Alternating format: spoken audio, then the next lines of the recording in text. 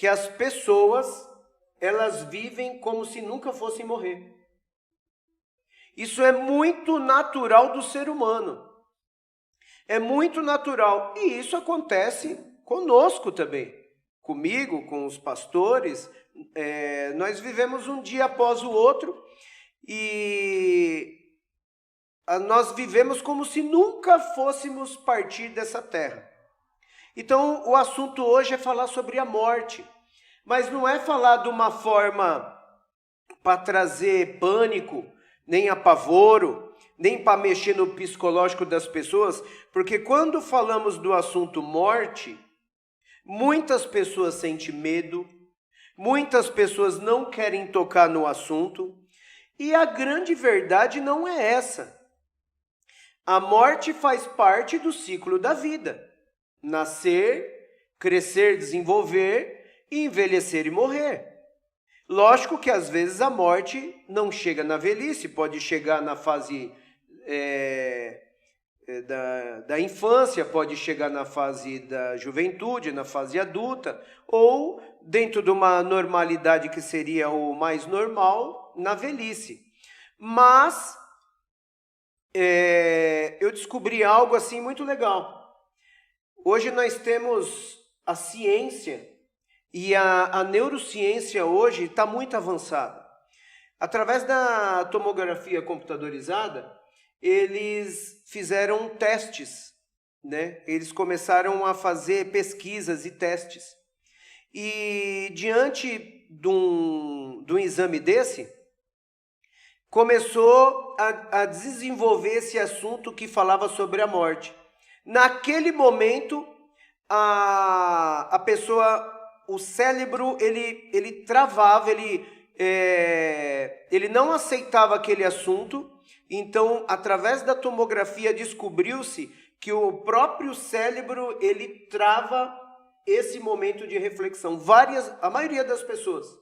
Então, a ciência descobriu por que as pessoas vivem como se nunca fosse morrer. O nosso próprio cérebro, ele trava essa reflexão e para que a pessoa não pense na morte. Mas, ao meu ver, eu acho que isso acontece por conta do próprio medo de saber que nós, olha só que reflexão, nós temos um tempo de validade. Então as pessoas às vezes não querem aceitar que nós temos um tempo de validade. E por conta disso, o próprio cérebro, ele está programado, ele está treinado, vamos dizer assim, programado para mudar o assunto ou não desenvolver essa reflexão que fala sobre a morte. Então, o nosso ponto de partida, o pastor Antônio até citou, e eu acho que é um dos versículos assim mais importantes quando a gente fala de morte, Hebreus capítulo 9, verso 27. Está escrito assim: e como aos homens está ordenado morrerem uma vez, qual é o código que as escrituras sagradas entregam? O homem, ele vai nascer, ele vai viver, ele vai desenvolver o seu destino profético, vamos dizer assim. Todos nós temos um destino profético. Debaixo do céu, todos os homens que nasceram para cumprir um destino profético.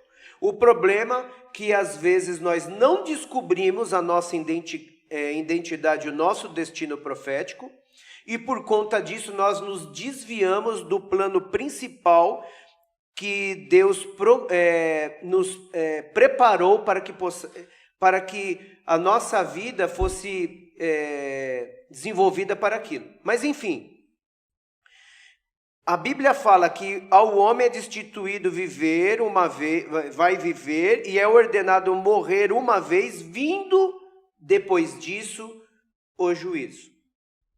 Então, existem várias outras religiões que pregam outras filosofias e desenrolam outros tipos de assunto quando nós falamos sobre morte, Mas aqui a Bíblia fala que e como aos homens está ordenado morrerem uma vez, e depois vem o juízo. Então, gostaria de passar aqui para que os pastores nos ajudassem no desenvolvimento aqui dessa reflexão. Bora lá, então. A pergunta é essa aí, pastor. O crente morre. Qual o destino? Não, pastor. O crente e para o não crente, né? Ah, sim. Bom, eu estava acompanhando aqui o raciocínio do primeiro lugar. Uma boa noite a todos, né? Graça e paz aos irmãos e aos amigos que estão aí nos prestigiando. Acompanhando o raciocínio do pastor Júlio, nós vemos que o homem, na realidade, quando Deus faz o homem, a morte não estava no planejamento de Deus. Morte, mesmo porque Jesus é o autor da vida. Pedro, quando ele prega a palavra lá em Atos, descida do Espírito Santo, uma da palavra que ele diz, vocês mataram o autor da vida. Na realidade, Jesus entregou-se a si mesmo, né? Para morrer em nosso lugar. Mas a morte não fazia parte. Talvez seja esse o fato que dentro do nosso interior haja esse bloqueio. Interessante. Haja esse bloqueio. Você veja que o próprio Jesus, ele, estando aqui, em alguns momentos que ele viu pessoas mortas, por exemplo, a viúva de Naim, o filho da viúva de Naim, quando Jesus está chegando, duas multidões, uma saindo com a morte e Jesus aí, o autor da vida, chegando. Jesus ali se comove com aquela situação e ressuscita aquele jovem. O caso do Lázaro também, que o Lázaro morre, o amigo de Jesus, o Lázaro, morre. E o que acontece? Quando Jesus vê aquela situação, ele vai até lá e quando ele chega, ele chora pela situação que está. Ele estava morto já há 4 dias. Só que Jesus ressuscita ele. Então o homem não foi feito para morrer. Não foi feito. Por causa do pecado, aí entra outro assunto, por causa do pecado, porque Deus falou, olha, no dia que você sair fora desse programa que está aqui estabelecido, vai entrar a morte, você vai perder, e morte é uma palavra que tem um sentido de separação, um dos sinônimos de morte seria isso, separação, e esse algo de estar se separando de alguém, talvez seja esse o fato do temor, do medo, do receio, e o ser humano também tem muito medo com relação ao distanciamento, a novidades. Aí para onde? Talvez esse seja o grande mistério da vida. É da onde eu vim? Qual é o sentido da vida e para onde eu vou? Talvez isso venha a gerar problemas psicológicos mesmo e temores, né, que possam nascer.